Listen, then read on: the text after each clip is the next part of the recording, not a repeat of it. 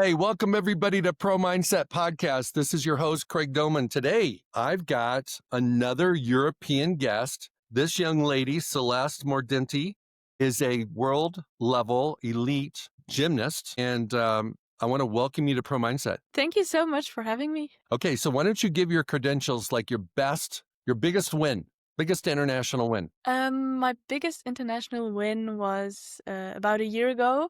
I won a bronze medal on uneven bars at a World Cup, and it was the first ever medal for Luxembourg, which is the country I represent and I come from. It was really, it was amazing. It was a crazy feeling. What is the population and size of Luxembourg? We talked off air that Luxembourg is a little bit north of Germany, and it's much smaller. What is the population of the country? We have under 1 million inhabitants. Wow. Under 1 million. Wow. So you winning a medal in a world championship, it is a big deal. That's super dope. No, it was not a World Championships. It was a World Cup, which is quite different. It differs, of course, per sports. But in gymnastics, the World Championships is once per year, and there are several World Cups every year. So if you win a World Championships, then you're a world champion. But if you win a World Cup, then you just win that World Cup stage. It's the level is not as high as at the World Championships. I got it. It's still a world event. Okay. It's a world event, but let me ask something, because I'm sure there's a lot of listeners that also are curious. Not every country gets to be represented in the Olympics in every sport. And there's a certain level that you have to meet. I know you're dealing with the foot injury. We talked about that. But what is the probability of you getting into the Olympics with your country, given the magnitude of just how FIFA works and how the gymnastics world works? What's the possibilities? Well, there's a limited amount of spots for gymnasts or for every sports to go to the Olympics. So there's a qualifying procedure. And for me as an individual athlete, because we don't have a team from Luxembourg, I need to qualify as an individual athlete. And that is mostly through the World Championships the year prior to the Olympics. And there you need to rank among the so many first individuals to get an Olympic spot. Okay.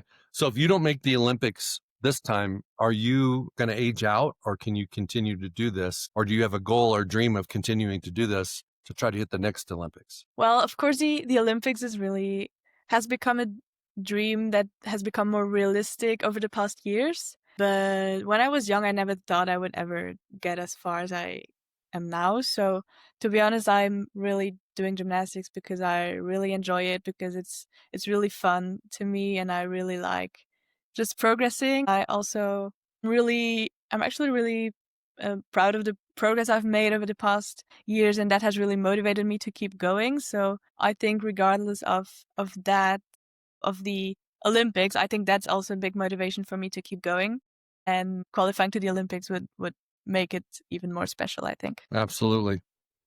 Okay, this is going to sound like a weird question, but hang with me. Most athletes have a gap between where they're at, and you probably had that for a long time, where it's like you wanted to get in these World Cup events. You want to get into the World Championships. You want to place. You want to build your reputation and be able to compete with the world's best. But when you hit that already, when you've arrived, what is the motivation to continue to get better, to continue to compete and advance in your sport when you've already outperformed the dream that you had when you perhaps started the sport? That's a good question. I think the gap that you were just talking about is still there, because I mean, I've reached more things than I imagined, but now I can think further. So there's still more to reach, So I think that gap is still existing. But then what also motivates me, what I talked about before, is that just exactly because I've reached those things now, I can look back and say, okay, I've achieved things and that I didn't think I could do, and now when I think further, I think, okay, maybe I can do more. So it's motivating to keep going. So what I call that is moving the finish line. When you move the finish line, every time you accomplish something, you increase your dreams and your goals so that you have a gap again. And That's so a nice way to put it. right? So you always have a gap, because Exactly. every time you kill it and do great, you raise it, and it's never good enough, and you want to do more, right? So, okay.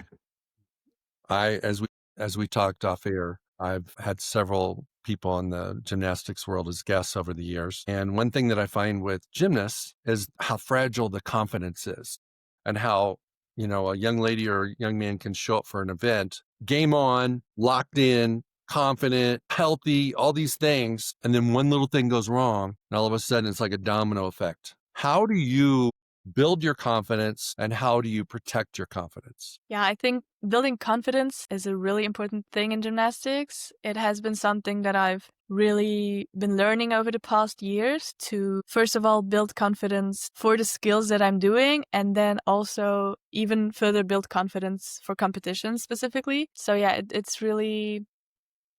Yeah, it has taken a lot of work because I've struggled with finding that confidence. I've had a lot of issues with mental blocks in the past, so that has been a lot of work to find that confidence, and still is a lot of work to continue finding that confidence because you can always build more confidence, right? If you already feel confident with something, you can still feel more confident by training it and by repeating it and by training, basically. And let me interject and ask another question. What is your definition or how do you view belief in yourself compared to confidence in what you do? Okay, that's an interesting question. I think confidence is maybe more the feeling that you have when you perform or when you compete, and belief is more maybe the thoughts that go through your head, and maybe more the self-talk, whether you think you can achieve something or not. Okay. Can I give you my perspective on that? I think belief is equated to how much you love yourself and how much you believe in yourself and how much you like yourself and how much you can allow yourself to be successful in whatever you do, in your case, gymnastics. I think confidence is something that you have. It's a feeling. It's also an opinion. It's a vibe that you have about what you do. So you may feel really good on one of your gymnastics events. You got 4 events that ladies do, and maybe not as confident on another one. And the more success you have, the higher your confidence goes. The more the media talks about you, the more confidence you have. The more the coach changes how he or she talks to you, your confidence goes up. But the belief in who you are, young lady, is a choice that you have to make every day. Are you going to buy you? Are you going to invest in you? Are you going to double down in you? Because nobody else is going to. So I believe that even the best of the best of the best, okay? Mary Lou Retton back in the day, all these, U.S. has had some tremendous success in U.S. girls gymnastics, women's gymnastics. It's who they are, not what they do. And what they do is a manifestation of who they are. It's a reflection of who they are. And so your thoughts on that? Yeah, I think that's an interesting perspective. I've not heard it like this before, but it sounds really, really logical. I mean, what you do is really a reflection of who you are and who you want to be also. I think that's really interesting. And maybe in gymnastics, you can see it even more because of the performance that we give in all our routines. So I think that's a really nice point of view. Well, think back to the time when you did the best. You had to be confident in what you were doing, and you also had to believe in you and believe that this was for you and believe that you were worthy of this. That was disconnected from the confidence, but they are connected. They are kind of related. So I mean, this is crazy, but NFL guys, football guys, it's more about who they are than their confidence. Because there's some dudes, when they just know they're the dude, they believe in themselves, they just find a way. And so for gymnasts, especially you guys do balance beam. I couldn't do the balance beam. I couldn't do the balance beam if the balance beam was on the floor. Okay. I mean, 4 inches, right? 4 inches? It's 10 centimeters. So yeah, I guess that's 4 inches. I think it's 2.2 centimeters per inch. So it's maybe a tad bit more than 4 inches, but that's crazy. It is. You gotta believe in who you are as a young lady and as a person, because when you wobble, what happens to a lot of people when they wobble? They wobble again or they fall. Can you, I mean, almost like the self-talk, say, that's not who I am. Yeah, I wobbled. That's not who I am. And get back on track. What is the biggest confidence buster threat? What's the biggest confidence threat for you when you're in a competition? You've gotten off the bus, you came from the hotel, you're at the arena, you're warming up, The other girls are doing the same thing. What is the thing that you struggle with confidence in that moment? I think the confidence on a competition really depends on the preparation to that competition also. But if I'm well prepared, then, even if the warm-up doesn't go as planned, or if there's some small issues, then usually I would not, I would stay on the track. I would not really lose confidence if I'm well prepared. But if I'm, if there's some other issue, like some, a small injury that happened before, that happened to me a short time ago, and that was kind of destabilizing, I would say. And from that, I kind of lacked a bit of confidence during the competition, and that impacted my gymnastics. So kind of not feeling that your body is fully with you. That's kind of maybe impacting confidence. Okay, I'm going to share with you my P5 system that athletes use to maximize their confidence. First one is preparation, and you know what that is. The second one is practice, and making sure that you practice every day like it's a meet, every day like there's an audience, every day where the next 6 girls that are going to go are higher rated than you are, so that you have to practice not letting that affect your performance. And you have to practice in event-like conditions. I mean, I'm from how I dress to how I warm up to how I show up. It's going to be just like I'm going to do it in the meet or in the competition. So when I go in the competition, it's the same as I always do it. The next one is the other P is pit crew. Pit crew are your people, and it's making sure you're utilizing your pit crew. Whether it's your medical team, whether it's your psychological team, your emotional team, whether it's your family, whether it's your life partner, if you have one, those kind of things. The next one is visualization, which is preview. You need to, the athletes that do the best have already done what they're going to do in their mind before they do it in the arena. Every time they've visualized themselves doing it the way they want to do it. So then when they get in the competition, they're just doing what they saw themselves already do. It's not like, oh my God, how's my landing going to be? No, you do it perfectly. And the last one is your process. And that's everything else that matters. Your sleep, your nutrition, your stretching, all that kind of stuff. So hang on just one second. Okay. I missed it. Shoot. Sorry about that. I'm going to mark that down so Jose can do that at 1650. Okay. Next question. What do you think in your mind during an event, during one of your routines? Is your mind blank? Is your mind, is it, like I know from coaching gymnasts, you guys are very methodical in how you do your routines. Methodical. It's like there's not a lot of free flow in some of this stuff because it's one thing after another.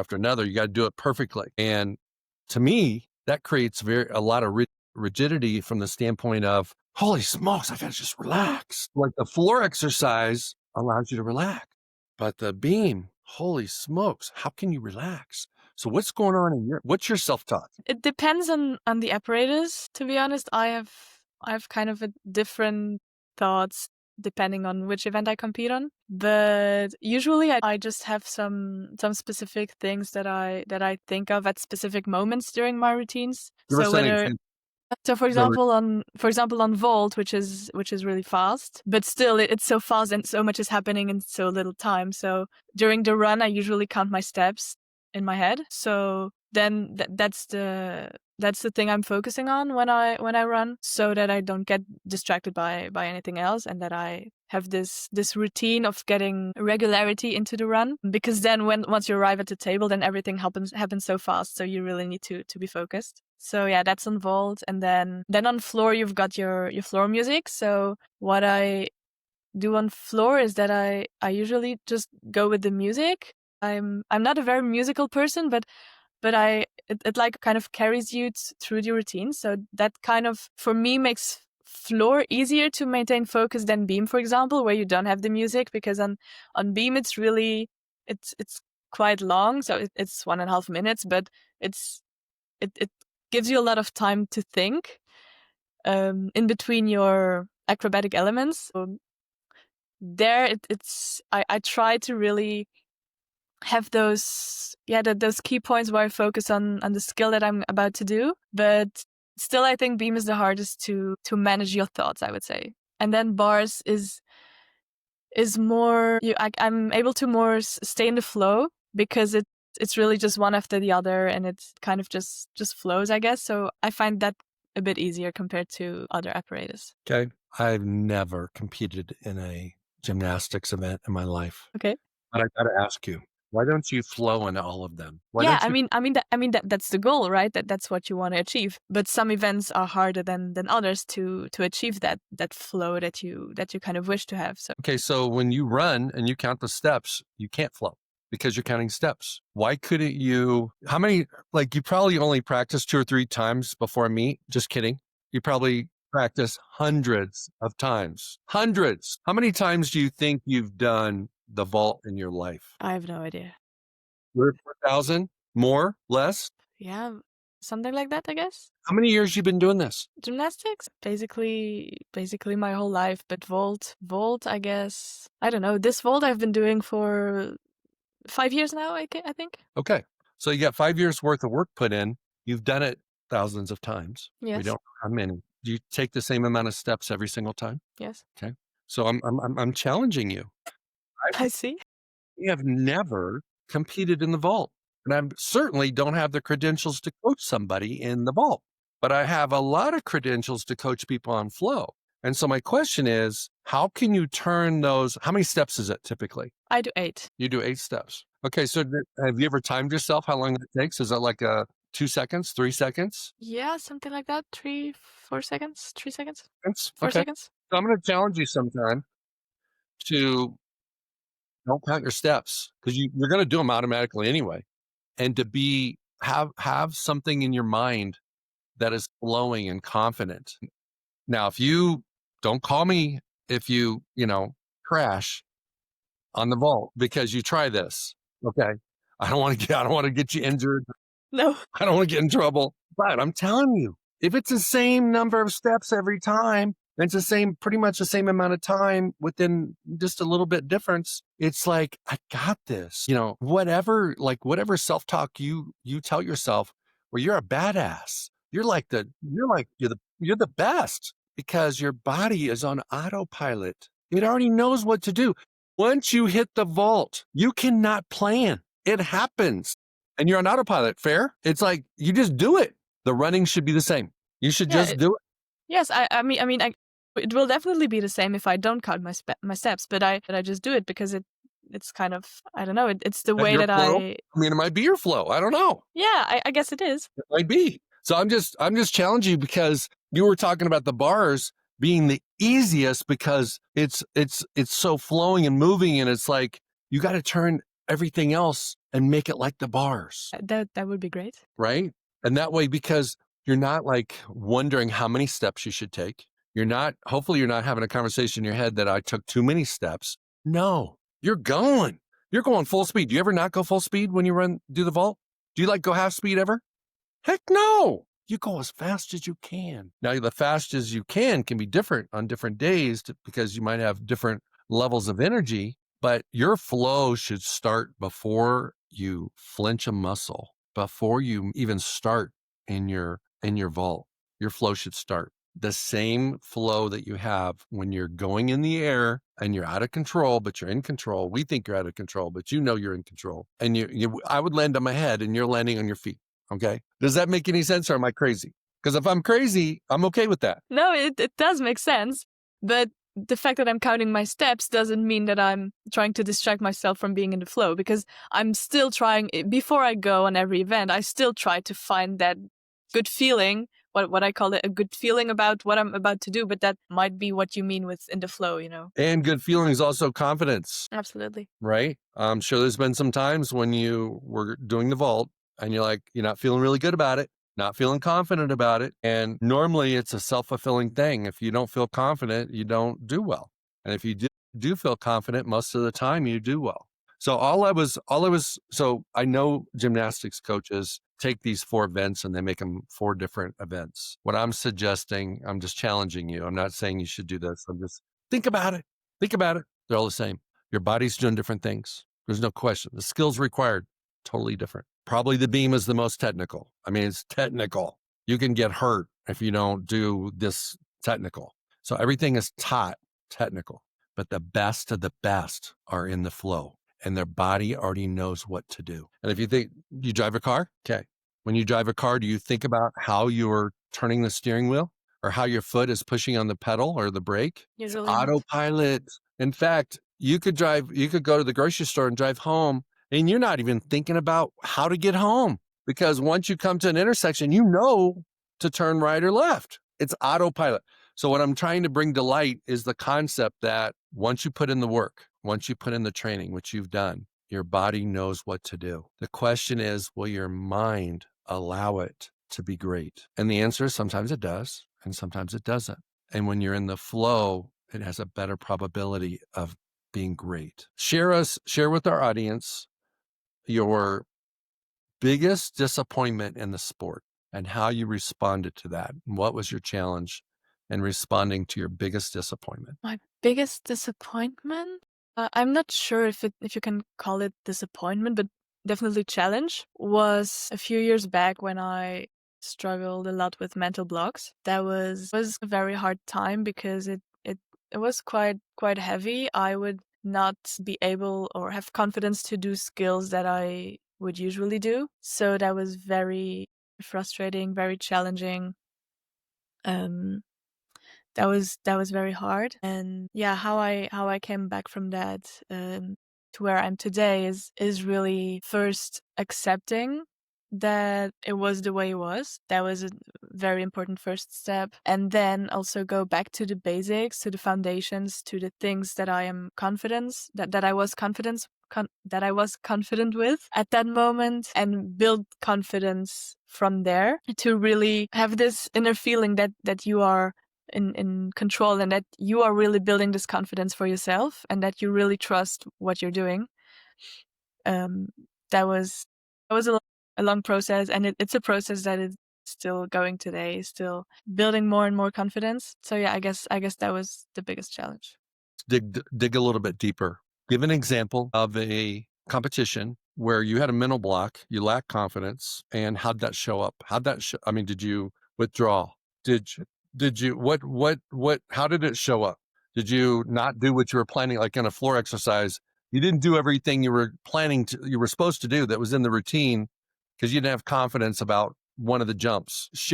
Go and tell us that. So it was not in a competition. It never happened to me in a competition. So I've struggled with mental blocks also years before that. And usually how that would be is that I would be afraid in training to do things, but eventually I would kind of force myself to do it, and somehow it usually managed to. And then building towards competitions, I really had this goal that I needed to do exactly this routine at a competition, and so I built it up towards certain competitions, and I was able to present those routines in a high stress because when you're in stress, you just go, you know. So I in competitions, I was not thinking of not doing things. I was just going, but usually then the mental blocks would get a bit more serious after competition. So I would need to build up again.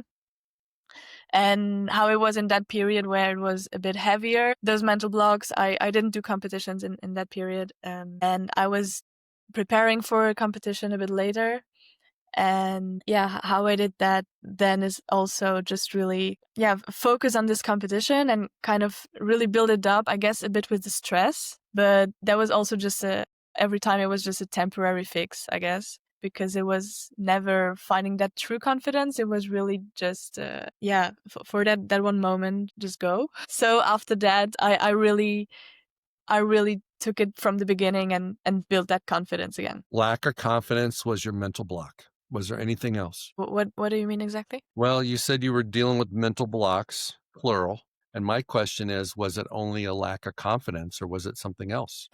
I think it was also maybe stress just in general, and also this thought that you need to be perfect, because in gymnastics, I mean, it's the goal to be perfect, but it's not really possible to be perfect. So also that kind of translates to training as well, that you want every turn to be perfect and that you don't allow yourself to make mistakes or to, I don't know, that you don't allow yourself to make mistakes, and that kind of leads to stress, because needing to be perfect every time is very stressful and not possible, actually. So I think that was also part of maybe being afraid to do certain things. Okay.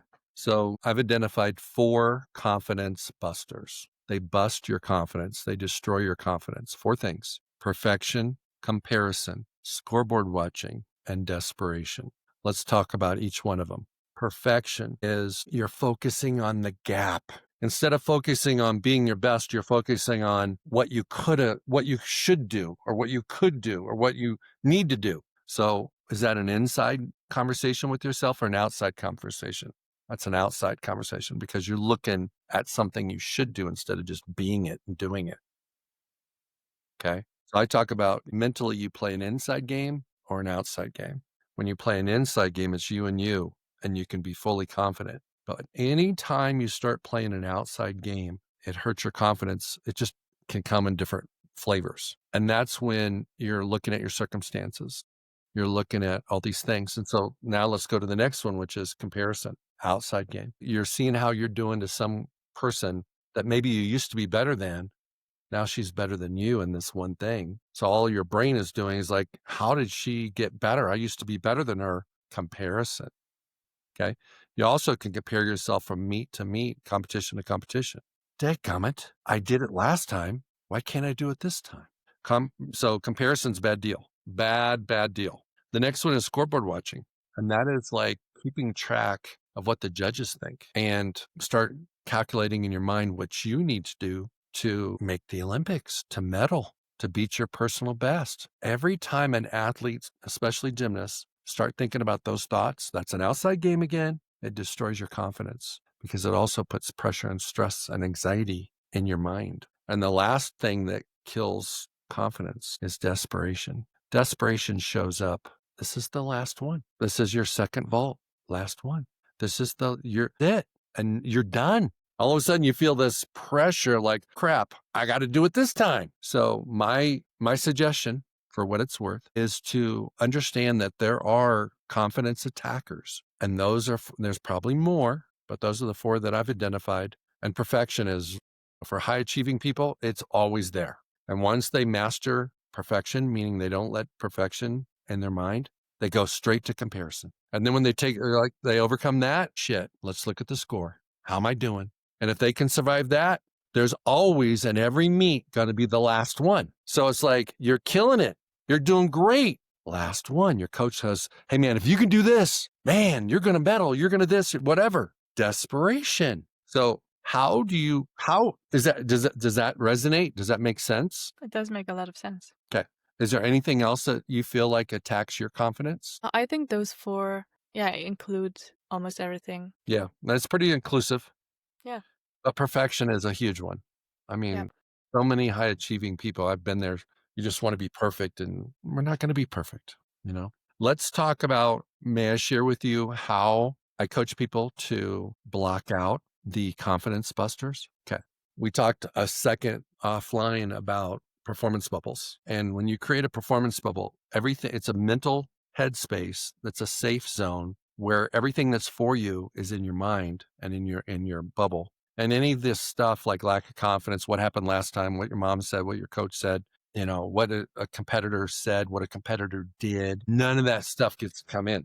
It's almost like you have a meet with 30 other girls, but you in your mind, you're the only one there. Everybody's there to see you, and what they do doesn't matter, because your goal is to be your best. It's not to win, it's to be your best. And you create boundaries of things that don't get to come in that bubble. And you make sure that you have belief in yourself, confidence in what you do inside that bubble. Love yourself is inside that bubble. All the P5 work you've done, preparation, practice, preview, pit crew, and that gets to come in. Man, you were dedicated. You were on it for like the last 3 weeks leading up to the meet or to the competition, where you ate clean. You got more sleep than you needed. You were so dialed in. You visualized yourself over and over and over again, killing it. That gets to come in your bubble. Now you're in the competition and you're killing it because you're doing your best, because you don't let all this perfection and stuff affect you.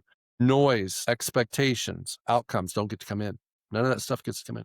Then all of a sudden, right before you step up on the track to do the vault. Something happens and your bubble is burst. You think of me because you're like, this dude told me not to count my steps. Screw him. I'm going to count my steps. Your bubble is burst. So how do you recover with breath? You take 3 deep breaths and your bubble's back. If you don't take 3 deep breaths, you'll be a victim of a corrupted bubble. Thoughts on that? Yeah. So, I mean, you suggest to focus on breath in certain situations where you feel like you're a bit going out of your flow. I think that's a very, very good thing to do. I think I've done that also, and it really helps to get the focus back on yourself, to really, yeah, I mean, feel where you are, feel really close to yourself again, and focus on what you're supposed to do. I think your breath is something very valuable that you can rely on. Well, one of the things I see with gymnasts is they have, 5 seconds, 10 seconds, 90 seconds. Is the floor exercise 90 seconds? Something like that? Yes. Okay. So they've got these limited periods of time where they got to be on. And then the rest of the time they're cheering for their teammates, they're chilling. So the best way to get back into your performance bubble is to breathe before you go, because you can't be in your performance bubble all the time. It's impossible. You might put on some music and it reminds you of some ex-boyfriend. And it's like, holy cow, I'm supposed to be doing this. And I'm thinking about this jerk. Okay. So it's like, you've got to breathe to get locked back in. Right. So how many countries have you competed in? I don't know, many. You have. That's why I was asking. Ballpark it. I don't know exactly how many. You have no idea. So I've competed in a lot of countries in Europe. Outside of Europe, I haven't competed in a lot of countries outside of Europe. have you I think competed in the US yet? no, I've never been to the US. Never been to the US. No. A lot of crazy dudes like me over here. Okay. All right. When you were like a 7-year-old and maybe 8, maybe 9, and you were at school and the teacher asked you, maybe this didn't happen there, but it happens in our schooling. What do you want to do when you grow up? What was your answer to that? I never really liked that question because I never knew what to answer. I didn't know. I didn't really have a plan of what I wanted to do as a job or anything. Not necessarily as a job. Concerning no, and It could be a concerning difference, right? exactly. But back then I didn't really like to achieve when I was older. I just really was focused on the gymnastics I was doing at that time, and I didn't really think ahead or something. So that just came a bit later when I realized that I could actually achieve things and set goals for myself. So that only came later. But when I was young, I didn't have those thoughts in my head. Well, it sounds like to me you've been one track minded on gymnastics. That's been your focus, and the only way you can be great is if you are one track minded and you're focused on whatever your sport is or whatever you're trying to do. Tell us about the support that you get from your family. Mom, dad, siblings? Yeah, I have a great family who supports me in my journey, and especially when I was younger, when I couldn't go to training alone, my mom brought me to training every day and came to pick me up. So there was a lot of hours invested in there, and I'm really thankful for that, and that they also just always supported me in all the hours that I was in the gym, because that also influenced the family planning and everything. And yeah, when I was older, when I grew older, I could go to training myself, so that was a bit more, yeah, I was a bit more autonomous in that, and they've continued to support me in everything I wanted to do, and especially, yeah, respecting all the choices that I Do you have any brothers or sisters? I do, but they don't do gymnastics. Don't. They support you? Yeah, absolutely. They do, but they are not really involved in gymnastics, and I think that's fine. I mean, you don't need to. So just out of curiosity, what was the origin of you doing gymnastics? Was it your mom just wanting you to try it? What? So gymnastics is one of the first sports you can do when you're young, right? Because you don't need anything. I'm not sure if you can call it gymnastics, but what I started with is when I went with my mom to like a gymnastics for fun session or something, and then you get like, I don't know, in the air and you your parent holds you up in something. And I mean, that's how it started. And from that, I went into some recreational classes, and then into a club, and then into the national team. And it kind of, just grew from there. And my mom also did gymnastics, not at a very high level, but she did. But she didn't necessarily want me to do it. But apparently I always wanted to. So that's how it went. Okay. So I want you to share for, let's say there's a little girl out there that's listening. What is your advice for a young lady who is thinking about making the commitment to pursue gymnastics at the highest level? What recommendations do you have for that person? I think one thing that is very important when you do gymnastics, it's a very demanding sport. You always want more. You always want to be perfect. You always want to be better. And sometimes it's really important to just be kind to yourself and allow yourself to make mistakes or to take a break. Remind yourself that it's okay to do that. I think that's one of the advices I would give. Don't be a perfectionist. Exactly.